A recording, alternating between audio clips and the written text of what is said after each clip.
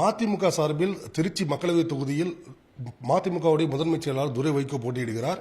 அவருக்கு பம்பரம் சின்னம் ஒதுக்கி தருமாறு இந்திய தேர்தல் ஆணையத்திற்கு அவர் வழக்கு தொடர்ந்திருந்தார். அதன் பேரில் இன்று 9 மணிக்கு முடிவெடுக்கப்படும் என்று அறிவிக்கப்பட்டிருந்தது. இந்நிலையில் பம்பரம் சின்னம் ஒதுக்க முடியாது என்று ஒரு தீர்ப்பு வந்திருக்கிறதா தகவல் வந்திருக்கிறது. இது குறித்து நம்மள்ட்ட பேசுவதற்காக மதிமுக முதன்மை செயலாளர் துரை வைகோ இருக்கார். அவர்கிட்ட கேட்போம்.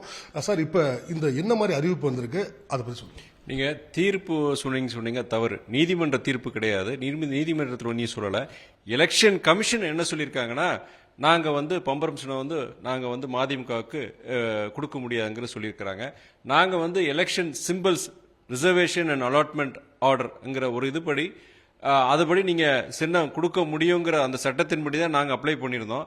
அவங்க அதே சொல்லி இந்த எலெக்ஷன் சிம்பிள்ஸ் ரிசர்வேஷன் அலாட்மெண்ட் படி கடந்த காலங்களில் இந்த மாதிரி நாங்க கொடுக்காம இருந்திருக்கிறோம். அது சட்டப்படி சில சர்ச்சைகள் இருக்கு. அதனால இதை நாங்க தவறான முன்னுதாரணமா இதை ஆக்க முடியாது. அதனால நாங்க சின்னத்தை கொடுக்க முடியாதுன்னு சொல்லியிருக்கோம். நாங்க என்ன சொல்லியிருக்கோன்னா, இப்போ பம்பரம் சின்னங்கிறது ஒரு பொது சின்னம் கிடையாது. இப்போ நாங்க ஏற்கனவே மதிமுக சின்னதுனால அதை ரிசர்வ் பண்ணி வச்சிருக்கோம். ஏன்னா அவங்களுக்கு நாங்க அதை இழந்துட்டதுனால வேற யாருக்கும் கொடுக்கல வச்சிருக்காங்க. நாங்க என்ன ப்ரேயர் பண்ணியிருந்தோம்னா, இந்த election symbols reservation and allotment order படி நீங்க திருச்சிக்கு மாத்திரம் அந்த சிம்பிளை விடுவீங்க. ஏன்னா ரிசர்வ் பண்ணி யாருமே யூஸ் பண்ணக்கூடாதுன்னு சொல்லி ரிசர்வ் பண்ணி வச்சிருக்காங்க. அது பொது சின்னமா திருச்சிக்கு மாத்திரம் நீங்க கொடுங்க, ரிலீஸ் பண்ணிட்டீங்கன்னா நாங்க அதுபடி நாங்க கண்டெஸ்ட் பண்ணிக்கிறோம் அப்படின்னு. அது ஏற்கனவே இது ஒரு சட்டம் இருக்கு, அதுபடி அவங்க செய்யலாம். ஆனா அவங்க சும்மா இல்லாத ஊருக்கு வழி சொல்ற மாதிரி அவங்க இதை இல்ல அது கடந்த காலங்களில் நாங்கள் இதெல்லாம் மறுத்திருக்கோம் அப்படின்னு சொல்லியிருக்கிறாங்க. இது நீதிமன்ற தீர்ப்பு கிடையாது, எலெக்ஷன் கமிஷனுடைய அவங்களுடைய ரிப்ளை தான் இதுக்கு. ஆனால் கோர்ட்ல இன்னைக்கு மத்தியானம் 2 மணிக்கு மேலே அவங்க இதை சப்மிட் பண்ணும்போது நாங்கள் இதை சேலஞ்ச் பண்ணுவோம். அதுக்குண்டான காரணங்கள் எங்களோட வழக்கறிஞர்கள் வச்சிருக்கிறாங்க. கண்டிப்பா இது எலெக்ஷன் கமிஷன் பொறுத்த வரைக்கும் ஒரு ஒருதலை பட்சமா செயல்படுறதுக்கு இது ஒரு உதாரணம் தான் நான் சொல்லுவேன். நான் அதே மாதிரி எங்களுக்கு மாத்திரம் கிடையாது, நாம் தமிழருக்கு அவங்களுக்கு ஒன்று கரும்பு விவசாயி அந்த சின்னமா இருந்தாலும் சரி, இல்ல விடுதலை சிறுத்தைகள் அவங்களும் பார்த்தீங்கன்னா இவ்வளவு காலதாமம் பண்ணியிருக்கிறாங்க. எங்களுக்கு குறைஞ்சபட்சம் 2 தொகுதியில போட்டி போட்டா இதை நான் கொடுக்கணும்னு சொன்னாங்க. அதே மாதிரி இப்படி பார்த்தோன்னா விடுதலை சிறுத்தைகள் 2 தொகுதியில போட்டி போடுறாங்க. ஏன் எத்தனை நாள் அவங்க இழுத்து அடிக்கணும்?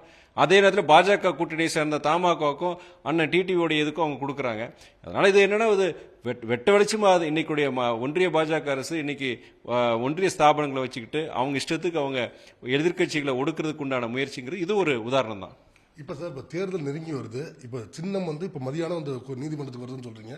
இதுக்கு அடுத்த கட்டமா மாற்று ஏற்பாடு ஏதாவது வச்சிருக்கீங்களா? திட்டம் எது வச்சிருக்கீங்க? மாற்று ஏற்பாடு ஏற்கனவே நாங்க வேற சின்னங்கள் ஒரு கண்டிப்பா இதுக்கு எங்களுக்கு கிடைக்கும் நம்பிக்கை இருக்கு. கிடைக்கலையா அது அதுக்கு மாற்று சில சின்னங்கள் அதை கண்டிப்பா வச்சிருக்கிறோம். நாங்க ஏற்பாடுகள் வச்சிருக்கோம். கண்டிப்பா ஜனங்களுக்கு ஈஸியா விஷயம். நீங்க உள்ளாட்சி தேர்தலே நீங்க 4 சின்னங்கள், நீங்க பிரசிடென்ட்டுக்கு ஒரு சின்னம் இருக்கும், கவுன்சிலருக்கு ஒரு சின்னம் இருக்கும். அது படிக்காத சாதாரண கிராமத்து ஜனங்களே அந்த 10 நாள் அந்த சின்னத்தை புரிஞ்சு கரெக்டா போய் அந்த 4 ஓட்டு போய் போட்டு விட்டுறாங்க. ஒன்னொன்னு வெவ்வேறு சின்னத்தில் போய் போட்டுறாங்க.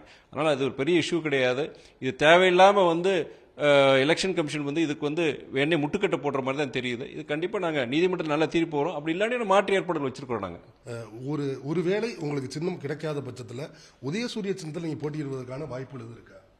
இது அன்னைக்கு நான் பதில் சொல்லிட்டேன். நாங்கள் வேற சின்னங்கள் தான் நாங்கள் சொல்லியிருக்கோம். மாற்று பமரம் இல்லைன்னா வேற சின்னம் சொல்லியிருக்கேன். அதுக்கு அவங்க திமுகலையும் பொறுத்த வரைக்கும் அதுக்கு ஒன்றும் அவங்க இது சொல்லலை, அவங்க வற்புறுத்தலை.